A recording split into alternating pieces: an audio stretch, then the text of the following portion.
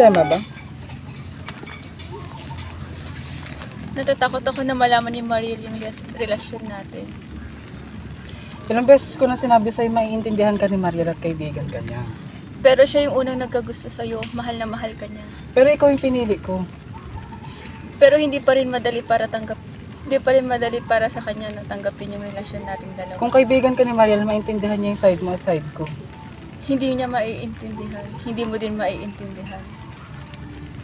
Sabihin na kaya natin sa kanya. Hindi pa ako ready. Alam ko masasaktan yung kaibigan ko. Masisira yung pagkakaibigan namin.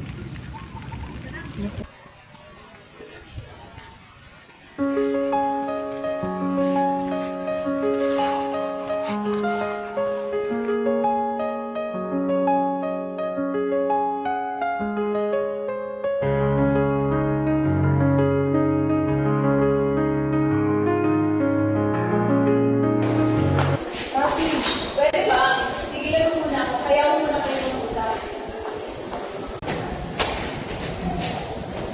Mariel, ano ka na usap? Tungkol saan? Sa atin, sa'yo, sa kaibigan mo. Hindi naman ako magagalit eh. Pero sana kasi inamin niya sa akin, nag-i-resistin pa rin pa kayo. Eh alam naman yung gusto kita.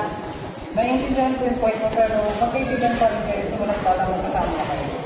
Alam mo yan na ang dami yung pinagsamahan, pero nagkakapatid pa rin. Sana inisip ko yan bago ko ginawa yun. Ano ba? Ano yung nakita ko? Akala ko ba mas pinapahalagan mo yung pagkakaibigan natin? Alam mo naman gusto ko siya, di ba? Ano, lahat na lang aagawin sa akin. Pasensya ka na nagmamahal. Sa'yo na yung pasensya mo. Mariel, pasensya na sa mga nangyari na nakaraan. Hindi ko sinasadya na masaktan niya dahil masira yung pagkakaibigan mo. Okay lang, pero sana kasi hindi kayo nagsinungaling sa akin. Eh, alam mo naman matagal na tayo magkaibigan. Ayun na eh, nakikisisi ako sa ginawa ko sa'yo. Kaya, dahil sa ginawa ko, nagkasira tayo. Pero kausapin mo pa rin si Blaine kasi nabanggit niya sa akin na nagkagusto kayo. Pero huwag kayo mag-alala, pinapatawad ko na ako. Salamat.